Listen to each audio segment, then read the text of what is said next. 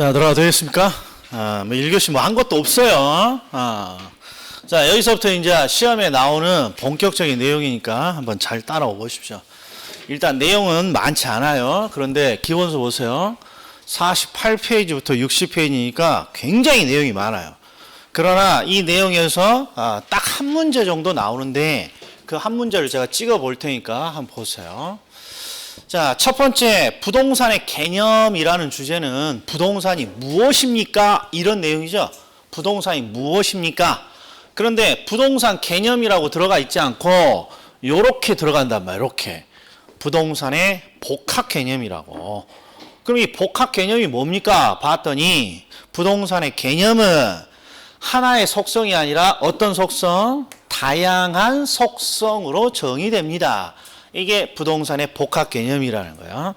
이게 부동산이 한마디로 정의가 되어지지 않는다라는 거예요. 그래서 학자들은 이 다양한 개념을 또 어떻게 합니까? 그러면 뭔가 분류하려고 노력해요. 너무나 다양하게 나오니까. 그래서 이 다양한 내용을 어떻게 분류합니까가 여기는 출제 포인트예요. 봤더니 이렇게 분류가 돼요. 기본적으로 부동산의 다양한 개념들을 어떤 식으로 분류합니까? 봤더니 기술적인, 물리적인 개념, 경제적 측면의 개념, 법률적 측면의 개념. 그런데 이 물리적 측면의 개념을 학자에 따라서는 기술적 측면의 개념이라고 불러요. 이렇게 기술적, 이렇게 시험이 잘 나옵니다. 그럼 이 물리적 측면의 개념이란 게 뭡니까? 하고 학자들이 소개하는 게 네 가지가 있어요. 공간, 위치, 환경, 자연, 이렇게. 이게 무슨 뜻이냐?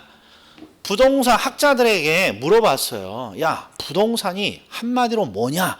물어봤더니 어떤 학자는 부동산은 말이야, 활동의 공간을 말하지, 이렇게 정의를 내린 사람도 있고, 부동산은 말이야, 우리 주변에 자연을 이루어, 대표적인 게 토지는 우리 주변의 자연이지, 이런 식으로 다양하게 설명을 한다는 거예요. 그러면 이렇게 다양한 것들을 묶은 게 이렇게 세 가지 형태로 묶는데, 물리적 개념은 추상적이에요. 그래서 우리가 흔히 물리 이런 말이 나오면 외형적으로 판단한 내용이라고 이해하시면 정확해요. 그러니까 토지 등의 부동산을 외형적에서 판단을 하면 뭐 환경이 되고 우리의 자연이 된다, 이런 거예요. 그 다음에 경제적 측면의 개념은 경제적 측면의 개념은 제가 질문을 받은 적이 없어요. 왜? 우리가 흔히 경제적 측면이라 그러면 소비 또는 생산과 관련돼서 설명되는 내용이에요. 그래서 부동산은 나의 중요한 재산입니다. 이게 자산, 이게 경제적인 측면 같아요. 그 다음에 부동산은 하나의 상품이고요, 하나의 소비재고요, 이런 식으로 설명되는 게 경제적 측면을 강조해서 설명한 개념이라는 거예요. 그 다음에 법률적 측면의 개념은 무엇입니까? 그러면 우리가 민법에 이런 게 있어요. 민법에 99조에 뭐라고 되어 있냐? 토지와 그 정착물은 뭐라고 정의가 되어 있습니까? 부동산입니다 하고 부동산의 정의를 민법에 내리고 있잖아요. 이런 걸 법률적 개념이라고 하는 거예요. 그래서 법에 규정되어 있으니까 법에 규정되어 있는 개념이군요. 이런 식으로 부동산의 다양한 개념을 세 가지로 분류한다는 거예요. 그런데 법률적 개념은 절대 뭔가 헷갈리지 않는 거죠. 경제적인 개념도 소비 생산 관련된 경제적인 측면이 헷갈리지 않아요. 그래서 항상 헷갈리면 물리적 측면의 개념이라는 게 도대체 뭐가 있느냐, 이게 헷갈리는 거예요. 이게 뭔가 하나로 딱 손에 안 잡히는 개념이니까. 그래서 저희들은 그냥 강의 목적상 이걸 그냥 두 문자 따버려요. 이렇게 꽁, 치, 환, 자, 이렇게. 그래서 꽁치, 환자 나오면 그냥 물리적 개념 이렇게 생각하면 돼요. 꽁치, 환자. 꽁치 어디서 살아? 물에서 산다, 이런 말이에요. 그래서 물 나오면 그냥 꽁치, 환자 그냥 적고 그냥 가면 되는 거예요. 예. 이런 식으로 암기할 건 암기를 해줘야만 부동산하기 편해요. 그렇지 않으면 야, 물리적인 개념이 뭐지? 외형적인 개념이라긴 이런 거 생각할 시간이 없다, 이런 거죠. 예. 자, 그래서 일단 꽁치, 환자 하나 암기하시고, 그 다음에 두 번째, 민법에 규정되어 있는 이런 개념들을 우리는 법률적 개념이라고 하는데, 이게 법률적 개념을 봤더니 협의라는 것도 있고 광이라는 것도 있단 말이에요. 그러니까 이게 두 번째 포인트예요. 자, 학자들은 법률적 개념을 협의의 법률적 개념과 광의 법률적 개념 이렇게 나누고 있다 이런 말이에요. 그리고 민법의 규정을 협의라고 지금 하고 있어요. 이유만 아시면 돼요. 이유만. 왜 그렇습니까? 그러면 여기 지금 제가 다이어그램으로 표시해 놓은 건데 우리 부동산 학은 뭐에다가 응용하려고 배우는 거예요? 부동산 활동에 응용하려고 배우는 건데 자, 부동산을 무엇으로 정의 내리느냐 특히나 법에서 무엇으로 정의 내리느냐에 의해서 활동의 밥그릇이 정해져요. 예를 들어서 법이 부동산은 말이야 토지를 의미해 이렇게 말하면 부동산 활동은 전부 다 토지를 대상으로 하는 활동이 되는 거예요. 근데 부동산은 건물만을 의미해 이렇게 정의를 내리면 부동산 활동은 전부 다 건물에 대한 활동이 돼버린단 말이에요. 그러니까 이 부동산의 법적인 측면의 정의가 대단히 중요한데 자, 학자들은 우리의 밥그릇을 키워주고 싶겠어요? 우리 밥그릇을 딱 좁혀버리고 싶겠어요? 뭔가 밥그릇을 키우려고 노력한단 말이에요. 학자들은 부동산 활동의 밥그릇을. 그래서 민법에 규정되어 있는 요 토지와 정착물이라는 개념을 가장 좁은 의미, 협의의 개념이라고 부르고 부동산 활동의 밥그릇을 키우기 위해서 뭔가 개념을 넓히려고 한 게 이 광의 개념이에요. 광의. 그래서 지금은 부동산의 개념을 무엇을 통해서 넓혔습니까? 이게 바로 준부동산이라는 걸 통해서 개념을 지금 넓혔다 이런 거죠. 다시 자, 법률적 측면의 개념은 협의와 광이라는 걸로 다시 나누는데 이유가 뭡니까? 그러면 항상 민법의 부동산으로 부동산의 개념을 딱 확정해버리면 부동산 활동의 범위가 딱 정해져 버리는 거예요. 그래서 부동산 활동의 범위를 넓히고자 뭔가 요 민법이라는 요 협의의 어떤 개념에다가 뭔가를 추가해서 개념을 넓히고 있어요. 그런 걸 우리가 광의 개념이라고 그래요. 자, 그럼 이제 정리를 하면 이제 이렇게 정리가 되는 거 아니에요? 그러면 이제 여기서 시험에 잘 나오는 게 여기 있어요. 뭔지 모르지만 협의, 광의 이런 표현, 협의, 광의, 그 다음에 정착물, 준부동산 이런 표현이 나오면 얘는 어떤 측면의 개념이라고 소개해 줘야 돼요. 그렇죠. 이게 가장 많이 나와요. 그러니까 공, 치, 환자 이런 게 나오면 아 물리적 측면의 개념이구나 이러듯이 협의의 개념, 광의 개념 또는 정착물, 준부동산 이런 것들이 나오면 아 기본적으로 법률적 개념이구나. 그리고 학자들은 민법의 개념을 가장 좁은 협의의 개념이라고 하고 활동의 범위를 넓히기 위해서 광이라는 개념을 뭔가 만들었구나.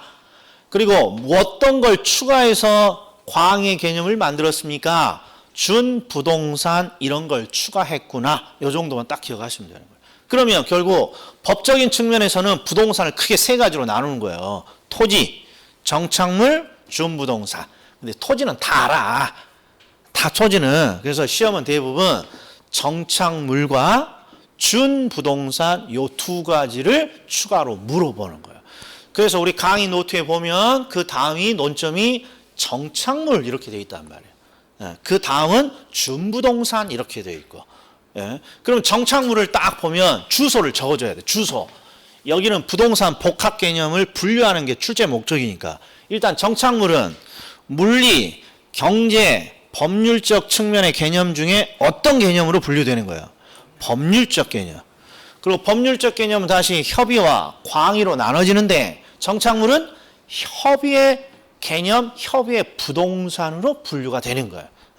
그리고 뭐라고 되어 있습니까? 봤더니 의미는 중요치 않아. 여기는 잘 안 나와. 왜? 정착물이라는 건 토지에 단단히 고정되어 있습니다. 그럼 끝나는 거니까. 토지에 단단히 고정되어 있는 것들을 정착물이라고 하는 것이죠. 그런데 이제 문제는 여기 있어요. 얘도 역시 뭔가 구분이라고 딱 되어 있잖아요. 자, 우리가 주변에 보면 토지에 정착되어 있는 물건이 어마무시하게 많아요. 왜? 둥둥 떠다니고 굴러다니는 거 아니면 다 땅에 붙어 있다 이런 말이에요. 그래서 이 정착물도 대단히 수없이 많은 애들이 있는데 그걸 학자들이 크게 종속정착물과 독립정착물로 다시 구분한다는 거예요. 여기가 출제 포인트예요. 여기가. 자, 그럼 이제 종속과 독립정착물 한번 이해해보자고. 이해. 자, 종속정착물이 이렇게 되어 있어요. 토지에 일부로 간주되고 토지와 함께 거래되는 정착물이라고 되어 있고, 여기는 토지와 별개로 간주되고 토지와 독립적으로 거래되는 정착물 이렇게 되어 있어요. 그럼 이게 무슨 뜻입니까? 우리가 보자고요. 자, 우리가 주변에 보면요, 토지 소유자들이 토지를 있는 그대로 이용하는 게 아니라 토지에다가 수많은 물건을 때려 붙여요.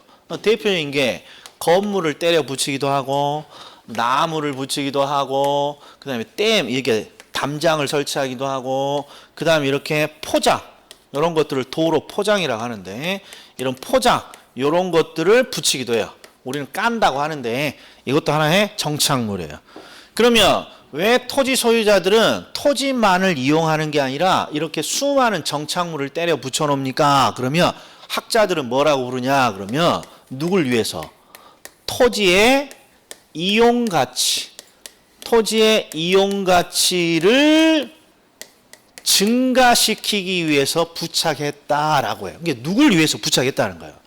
토지를 위해서 부착했다는 거예요. 예를 들어서 토지만을 이용하면 활동의 공간이 너무 좁아. 그러니까 토지 위에 건물을 붙여서 활동의 공간을 키웠다 이런 거고, 우리가 식목일에 나무를 왜 심어요? 보기 좋으라고 심는 거 아니잖아요.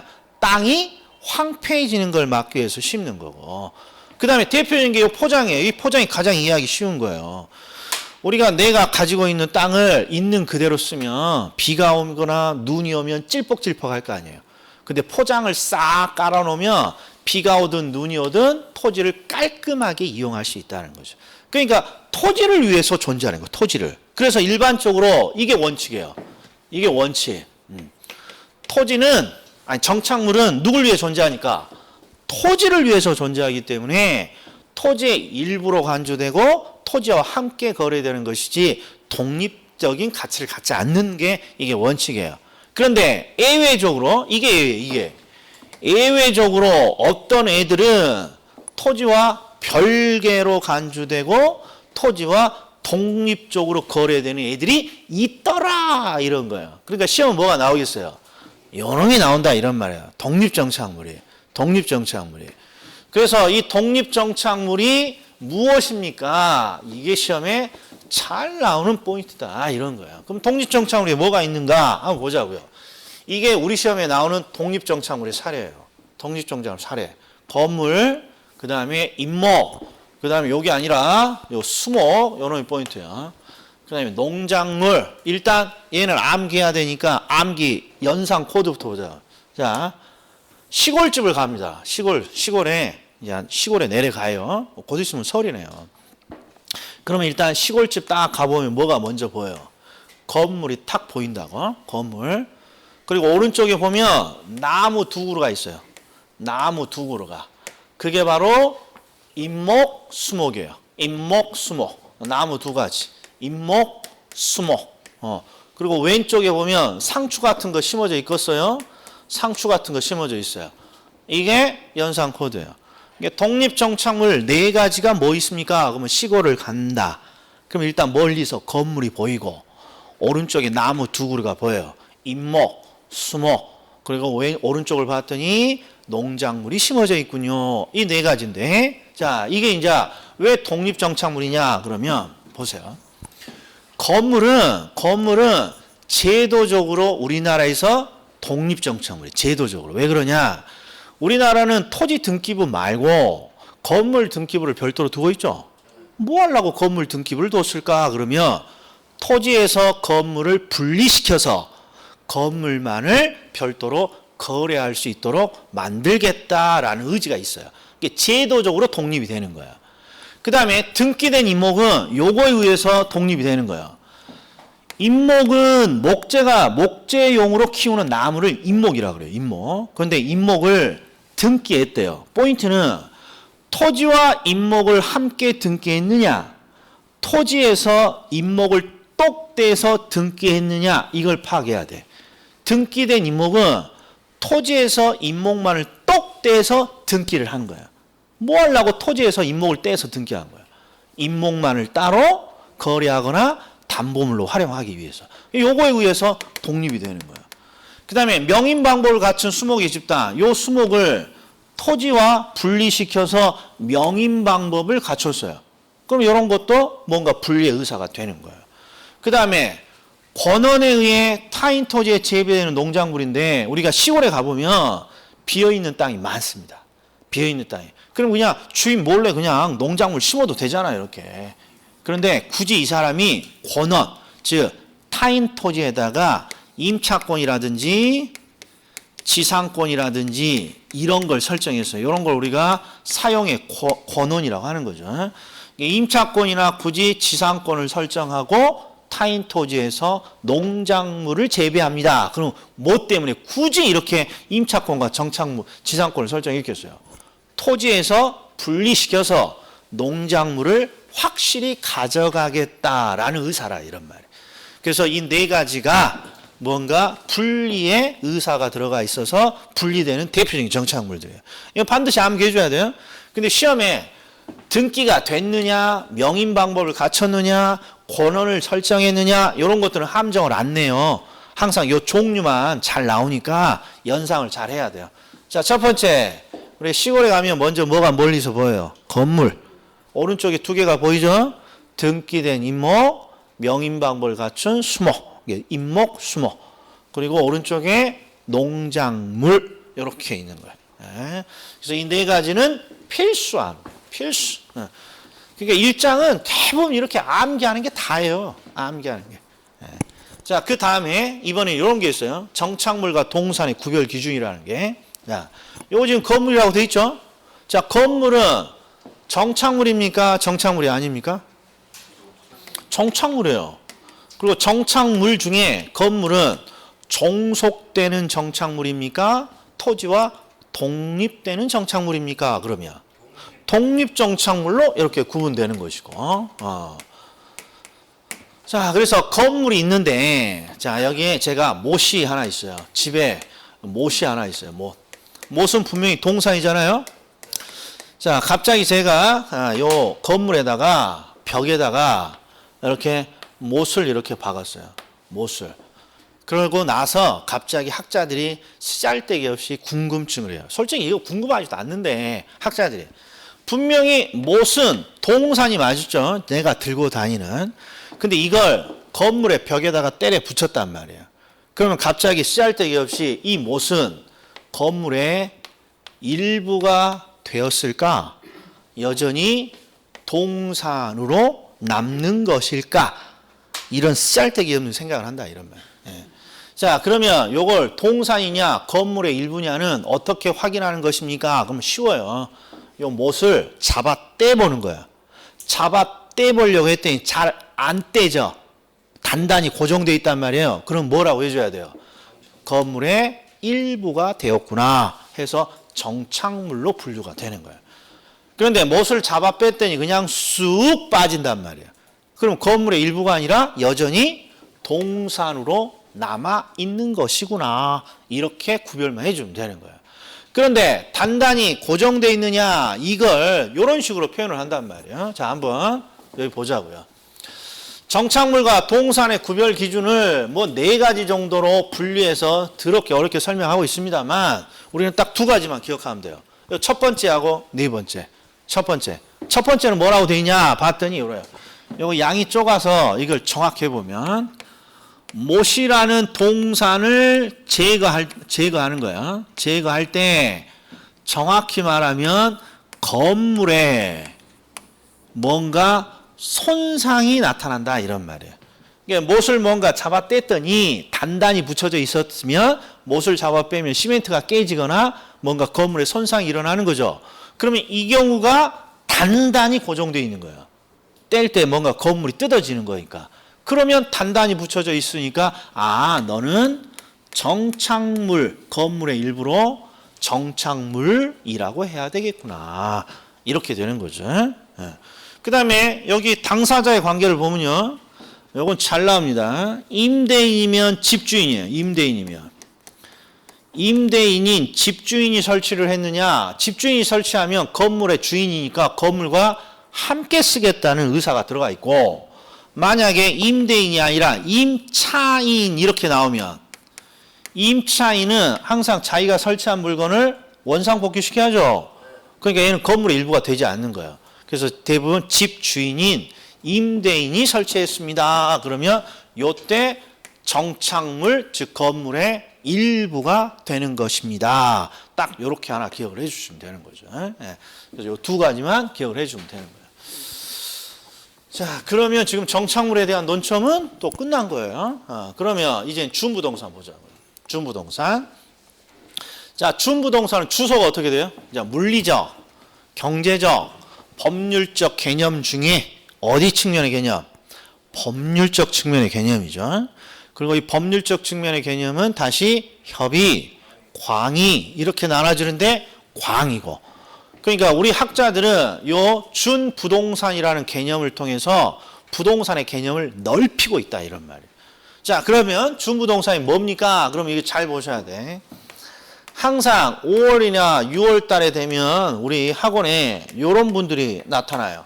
준박사, 뭐 민법의 준박사, 학개론의 준박사는 많습니다.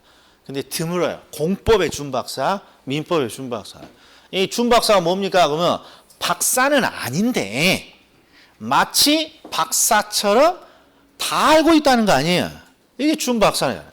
준박사는 포인트가 뭐냐 그러면 박사는 아닌데 마치 박사처럼 박학다식하다 이런 말이에요. 그러니까 준부동산은 뭐는 아니라는 거예요. 일단 부동산은 아닌데 부동산처럼 취급된다는 게 포인트예요. 그래서 요 약자를 요 정의를 읽어보면 민법상의 부동산은 아니지만 이렇게 돼 있단 말이에요. 민법상의 부동산은 아니지만 다른 법률에 의해서 부동산처럼 취급되는 동산이나 권리입니다. 이게 포인트예요. 이게 동산과 권리는 분명히 부동산이 아니죠. 그런데 동산과 권리를 마치 부동산처럼 취급합니다. 이런 거예요. 그래서 여기에 포인트는 이 노랭이에요. 부동산은 아니지만 부동산처럼 취급되는 동산이나 권리입니다. 자, 그러면 요걸로 요 준부동산에 해당하는 사례를 먼저 한번 보여. 사례를 보면 뭐 여러 가지가 돼 있겠죠? 돼 있는데 요게 이 아이가 제일 쉬워요. 항공기가. 그래서 저는 항상 항공기로 설명을 해요. 그러니까 사례를 기억해야 돼. 항상 일장은. 자, 여기 토지가 있습니다. 토지 1억 원짜리가 있어요. 토지 1억 원짜리. 자, 토지를 가지고 있는 갑이요. 갑자기 돈이 필요해요. 그럼 항상 어떤 행동을 합니까? 은행에다가 토지를 담보로 제공하고 뭘 받아갖고 올 수 있어요? 대출을 받아갖고 올 수 있겠죠. 자, 이건 우리가 알고 있는 상식이란 말이에요. 그런데 토지가 아니라 비행기. 진짜 날아다니는 비행기는 보통 한 4천억 이상 합니다. 4천억. 그러니까 비행기를 가지고 있는 을을 딱 가정을 해보면, 야, 비행기는 토지보다 가치가 몇 배는 더 커요. 4,000배가 더 크다고. 4,000배가. 그래서 이 비행기를 가지고 있는 을도 갑자기 돈이 필요해요. 그래서 어떤 생각을 하느냐. 은행에 쫓아가서, 야, 은행아, 요 비행기를 내가 담보로 제공할 테니까 한 500억만 대출을 해주오. 이렇게 요청을 한단 말이에요. 그때 은행은 뭐라 그러냐. 너는 안 돼. 이렇게 말한다고. 이게 담보 가치가 큼에도 불구하고 왜 대출이 안 됩니까? 그러면 최초에 요 은행은 갑이 토지를 담보로 제공하면 요 토지가 자신의 담보물임을 뭔가 법적으로 확정지어야 될 거 아니에요? 그걸 무엇으로 확정짓습니까? 그러면 저당권을 설정해서 나의 담보물입니다. 이런 걸 법적으로 확정짓는 거예요. 그런데 문제는 이 민법상의 저당권은 부동산에만 설정할 수 있지 동산에는 설정할 수 없다 이런 말이에요. 그러니까 아무리 가치가 크더라도 은행은 이걸 법적으로 자신의 담보물임을 법적으로 확정하지 못해요. 왜? 뭘 설정할 수 없어서. 저당권을 설정이 안 되니까. 그래서 최초에는 이 부동산에 대해, 아니, 비행기에 대해서 이렇게 담보물로 활용될 수 없었다 이런 말이에요. 그런데 이거 아무리 봐도 뭔가 불합리하잖아요. 가치가 4천억짜리나 되는데 이걸 담보로 안 받는다는 게. 그래서 국회가 무엇을 만듭니까? 그러면 이런 특별법을 하나 만듭니다. 항공기 저당법이라는 특별법을 하나 만들어요. 항공기 저당법. 딱 봐도 이름이 항공기에다가 뭘 설정할 수 있도록 뭔가 저당권을 설정할 수 있는 그런 가능성을 법으로 만들어 놨잖아요. 자, 이런 걸 만들어요. 그러다 보니까 이제 어떤 일이 벌어집니까? 비행기는 비록 무엇이지만 동산이지만 마치 누구처럼 마치 부동산처럼 이제는 담보로 제공되고 저당권이 기록될 수 있게 되었습니다. 그래서 이 비행기를 마치 부동산처럼 담보로 제공되는군요 해서 준부동산이라고 한다 이런 말이게. 그래서 항공기가 가장 우리가 이해하기 편한 어떤 대표적인 어떤 내용이에요. 자, 그래서 지금 제가 설명한 걸 어디다가 빗대서 설명을 해줄 수 있어야 되냐 그러면 요거다가 설명을 좀 해줄 수 있어야 돼요. 요거 정의에다가. 자, 볼게요. 일단 준부동산은 부동산은 아니에요. 부동산 아니야. 자, 동산과 권리인데 동산과 권리 중에 제가 어떤 걸 예로 들었어요? 항공기를 예로 들었다 이런 말이야. 동산인 항공기를. 그럼 최초의 항공기는 동산이었지만 자, 민법상의 부동산은 아니지만 다른 법률 이게 바로 항공기 저당법 이런 법률이에요. 항공기 저당법 저기서 설명한 이런 항공기 저당법 등에 의해서 이제 부동산처럼 저당권이 설정되고 담보물로 활용되게 되었습니다. 이렇게 해석을 해주면 되는 거예요. 자, 그러면 준부동산의 의미 정도는 기억을 했다. 자, 그럼 보시자고요. 결국 이 준부동산은 뭐 때문에 만들어진 거냐 그러면 이런 동산과 권리를 담보물로 활용하겠다 이런 뜻이 담겨 있어요. 그렇기 때문에 이 준부동산은 어떤 특징이 있습니까? 아주 대단히 잘 나온단 말이게. 준부동산은 부동산처럼 뭘 가지고 있다? 등기나 등록 등의 공시수단을 가지고 있습니다. 뭐 등기부라든지 등록원부라든지 이런 공시수단을 반드시 가지고 있어요. 왜? 저당권을 기록해야 되니까. 저당권을. 그리고 지금 여기에 사례가 여러 개 있죠? 이 사례를 암기할 필요는 없어요. 이 사례가 어떤 것들이 담겨 있습니까? 그러면 동산과 권리를 적어놓고 있는데 모든 동산과 모든 권리가 다 부동산처럼 취급되는 건 아니에요. 그럴 거 아니에요. 대부분 어떤 특징이 있습니까? 그러면 비싸거나 겁나게 비싸거나 이 둘 중에 하나예요. 이런 것들만 준부동산으로 취급돼. 왜? 비싼 동산과 권리 이런 것들이 담보로 제공될 수 있기 때문에 그런 거죠. 그래서 여기 보면 광어권, 광물을 채굴할 권리, 어권, 이게 바다에서 양식 이런 어업을 할 수 있는 권리 이런 거 우리가 잘 모르지만 굉장히 비싼 권리입니다. 그리고 여기 보세요. 내가 가지고 있는 건 자동차밖에 없잖아요. 왜 자동차밖에 없습니까? 다른 것들은 비싸서 못 산단 말이에요. 이게. 선박 20톤 이상짜리 얼마 할 것 같아요? 10억. 이런 걸 어떻게 가져? 우리가 필요도 없는데. 그러니까 여기에 있는 것들이 기본적으로 다 비싼 동산, 권리 등으로 구성되어 있는 애들. 그래서 이런 것들이 준부동산입니다. 정도만 확인하면 돼요. 시험에 요게 한번 나왔어요. 우리 시험이 아니라 평가사 시험에. 선박 중에 자동차, 항공기, 건설 기계가 대표적인 준부동산인데 선박 중에 몇 톤 이상부터 준부동산에 포함됩니까? 20톤 이상. 왜? 우리나라에서는 20톤 이상부터 등기하도록 되어 있어요. 그러니까 20톤 이상부터 등기부를 가지고 있다는 거예요. 이런 것들만 주의해 주면 되는 겁니다. 자, 그러면 이제는 뭘 읽을 시간? 자, 오른쪽 기출을 읽는데 저게 뭔가 전투적으로 읽으면 안 된다고. 아니, 무슨 일장을 전투적으로 읽어. 그냥 학자들이 뭐라고 설명해놨다 정도만 다 확인하면 되는 거예요. 자, 그럼 1번 봐요. 1번. 자, 7페이지 오른쪽에 복합개념 1번. 자, 부동산의 복합개념은 일단 개념이 여러 개 가지라는 거죠. 부동산을 물리적, 기술적, 경제적, 물리와 기술, 제가 똑같은 표현으로 넣어놨고, 물리, 경제, 법률적인 측면에 복합된 개념으로 이해하는 것을 말합니다. 이렇게 돼 있단 말이에요. 그 주의 2번을 보시오. 2번이 시작이 토지와, 2번이 토지와, 그 다음에 토지 위에 정착물인데, 우리가 항상 토지 위에 정착물 하면 대표적으로 뭐겠어요? 토지 위에 정착물 하면 대부분 건물 들어요. 이게 시험에 토지와 건물 이렇게 내기도 하고, 토지와 토지 위에 정착물 이렇게. 자, 끝을 보시면 이런 걸 우리는 뭐라고 불러요? 끝을 보시면 붉게 뭐라고 돼 있어요? 그렇죠. 복합 부동산이라고 부른다고 이렇게 돼 있단 말이에요. 무슨 뜬금없이 뭔 소리야. 우리가 지금까지 배운 게 복합 개념이에요.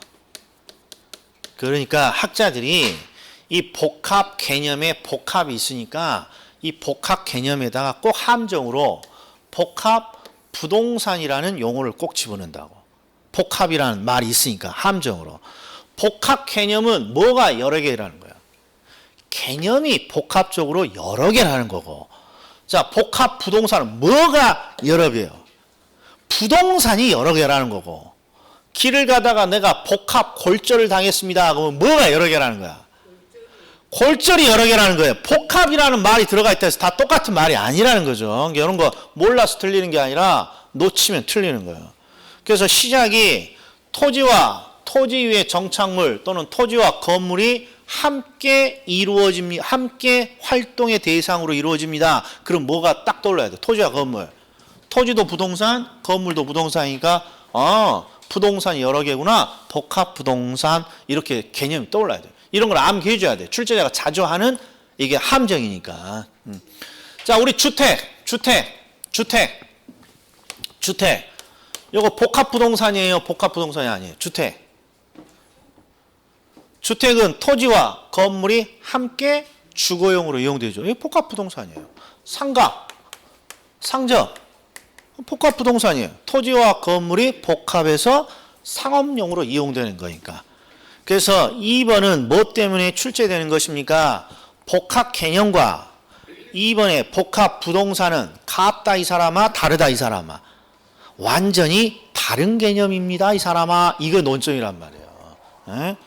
그래서 2번을 하나 딱 기억해 줘야 돼. 토지와 토지의 정착물, 토지와 건물 이렇게 나오면 아하, 함정 또 팔라고 하는구나. 이건 복합 부동산이고 복합 개념과는 다른 논점이야. 이렇게 가져야 돼. 예. 그 다음에 3번도 잘 나옵니다. 자, 우리가 물리적, 경제적, 법률적 개념 중에 물리적 개념은 항상 어디서 파악되는 거예요? 외형적으로 파악되는 거예요. 외형적으로. 이런 것도 한번 보자면 이게 물리라는 말이 이게 힘 뭐 이런 뜻인데 이 학문에서 물리적이라는 말이 참 이게 해석이 어렵단 말이에요. 그래서 이 물리적이라는 말은 대부분 외형적으로 판단되는 특징이다라고 생각하면 정확해요. 예를 들어서 이런 거예요. 자, 오늘 미스터 국을 딱 바라봤더니 미스터 국이 가지고 있는 물리적 특성이 어떻습니까? 누군가 이렇게 물어보면 외형적인 측면을 설명해 주는 거야. 미스터 국이 물리적 특성이. 그럼 어떻게 설명합니까? 일단 얼굴은 사각형 같고요. 이런 것들이 물리적 특성이에요. 눈은 2개요. 귀는 2개고 이런 것들이 물리적 특성이에요. 이렇게 생각해 주면 돼요. 그래서 항상 물리, 경제, 법률적 측면 중에서 물리적 개념은 항상 무슨 측면이라고 되어 있어요? 유형이나 또는 외형적인 측면에서 판단되는 개념. 그리고 경제나 법률은 무형적, 눈에 보이지 않는 측면이고 이런 것도 잘 나오고. 그다음에 5번을 하나 더 볼게요. 5번. 자, 굵은 거만 보시면 협의, 광의, 준부동산 이런 게 나오면 무슨 측면의 개념이라고 분류해 줘야 돼요. 법률, 협의, 광의, 준부동산. 그다음에 정착물을 보죠. 정착물. 자, 정착물을 보면 동그라미 2번. 동그라미 2번을 딱 보면 정착물은 토지와 서로 다른 부동산으로 간주되는 독립정착물도 있고 토지의 일부로 간주되는 종속정착물로 나눌 수 있습니다. 우리가 조금 전에 배운 거죠. 독립도 있고 종속도 있고. 그 중에 3번 독립정착물은 뭐니? 토지와 별개로 간주되고 토지와 별개로 간주되고 토지와 독립하여 거래가 가능한 정착물입니다. 이해됐고 그리고 4번을 봤더니 뭘 묻고 있어요? 건물, 수목, 임목, 농작물. 독립정착물의 종류를 묻고 있구나. 반드시 시험에 나온단 말이에요. 독립정착물의 종류. 그럼 독립정착물의 종류는 어떻게 연상한다? 시골에 내려간다. 그랬더니 건물이 보이고 오른쪽에 나무 2개가 보이는데 임목, 수목 이렇게 연상만 해주면 돼요. 등기된 임목, 명인방법을 갖춘 수목 이렇게까지는 안 해도 돼. 웬만하면 다 객관식이니까 주어진단 말이에요. 그럼 오른쪽에 농작물 이게 대표적인 독립정착물이에요. 자, 그 다음에 준부동산 보자고. 준부동산. 자, 준부동산을 보면 첫 번째가 준부동산은 민법상의 부동산은 아니지만 다른 법률에 의해서 부동산처럼 취급되는 동산 권리를 의미합니다. 이게 포인트가 부동산은 아닌데 부동산처럼 취급되는 것이죠. 그래서 3번을 보죠. 3번. 준부동산은 협의의 부동산과 같이 민법상의 부동산처럼 무엇을 가지고 있더라? 공시수단을 가지고 있는 것이 특징입니다. 왜?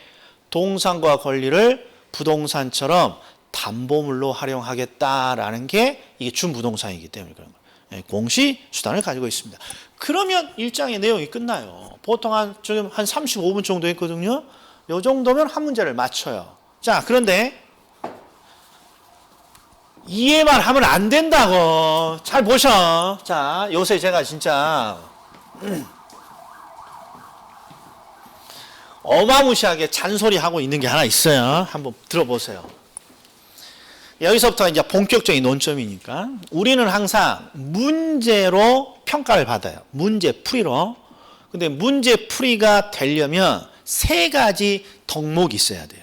일단 강의에서 논점을 이해하고 그 다음에 논점을 이해했으면 논점을 암기하고 암기했으면 이걸 가지고 응용을 해야죠.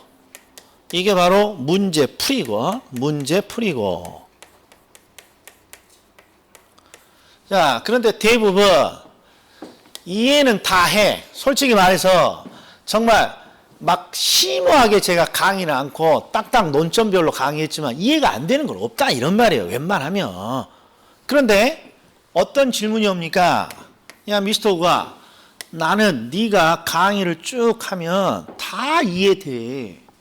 그런데 시험만 보면 50점이 안 나와. 이 질문이 가장 많아요. 지금은 아니고 4월이나 5월부터. 이 질문이 많아요. 네가 강의하면 다 알겠어. 칠판에 적는 거. 근데 문제가 안 풀려. 왜 그래요? 이게 안 돼 있으니까 안 풀리는 거라니까. 이게 항상 이게 무슨 뜻이냐? 문제를 딱 풀고 빠르게 문제를 정답을 찾기 위해서는 이해만 해서는 안 돼요. 뭐가 암기가 돼야 돼. 예를 들어서 이런 거란 말이에요. 뭔가 복합 개념이 나옵니다. 그러면 물리, 경제, 법률 3가지로 나누고 물리적 측면의 개념으로 소개되는 게 공, 치, 환자. 그 다음에 법률적 개념은 협의, 광의 이런 식으로 나옵니다. 뭔가 이렇게 암기를 하고 있어야죠. 이해만 하고 문제를 풀게 되면 어떤 식이 되냐? 이해만 하고 문제를 풀게 되면 문제를 다 읽을 수밖에 없다고. 논점이 뭔지를 암기하고 있지 않기 때문에 문제를 읽으면서 논점을 찾으려고 한다고. 그래서는 문제를 못 푼다고. 우리가 시간 제약이 있어서. 그러니까 물 나오면 꽁치 환자, 법률 나오면 협의 광의, 광의는 협의에 준부동산을 플러스해서 이런 게 보여야 된단 말이에요. 예? 암기할 것이다. 그냥 이해만 하고 또 3월달로 넘어갈 것이다. 이해만 하고 3월달로 넘어가고 똑같다고. 그래서 이런 것들이 눈에 탁 들어와야 돼요. 꽁치, 환자, 네, 법률적 개념은 민법의 협의, 그 다음에 활동의 범위를 넓히기 위해서 개념을 넓히고 있습니다. 준부동산을 플러스해서 광의, 그리고 이것만 있느냐? 벌써 4개예요.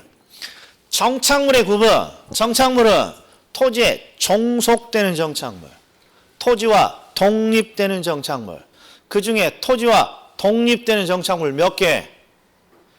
4개 딱 암기하고 있어야죠. 그래서 건물, 오른쪽에 나무 2개, 임목, 수목, 농작물 이런 식으로. 또 있어. 여기 암기할 게 많단 말이에요. 준부동산은 특이한 개념이기 때문에 의미를 잘 물어요. 이 뭐라고 해줄 것 같아요? 한번 준부동산의 의미. 그건 특징이고, 준부동산은 기본적으로 부동산이 아닌 애를 부동산처럼 취급하는 거예요. 그러니까 동산이나 권리를 부동산처럼 취급합니다. 이런 내용만 들어가 있으면 되는 거예요. 그래서 부동산처럼 취급되는 동산과 권리고, 부동산처럼 등기나 등록의 공시 방법을 가지고 있습니다. 그러니까 벌써 암기상 몇 개예요, 지금? 지금 2교시에 있는데 벌써 5개란 말이에요. 5개. 예. 다음 주에는 더 허벌나요, 이제. 예. 자, 그러면 바로 부동산 분류잖아요. 그러니까 항상 암기를 해줘야 돼, 암기. 자, 이거 정리 한번 하고 쉬자고요. 우리 첫 번째 암기가 뭐였냐? 부동산학의 학문적 성격. 경규 씨가 사용하는 종입니다. 절대 순수과학, 자연과학은 아닙니다. 순자씨는 안 됩니다. 이런 게 있었고요.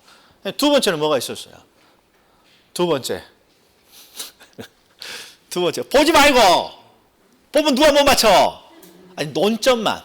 이게 논점을 떠올려야죠. 부동산 업의 분류. 누군가 부동산을 만들면 임대. 그 다음에 팔아먹습니다. 공급업.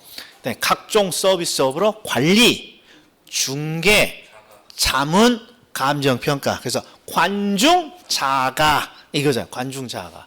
그리고 이제 부동산의 개념으로 이제 암기가 넘어오는 거예요. 자, 10분 쉬었다가 이제 부동산의 분류 들어갑니다.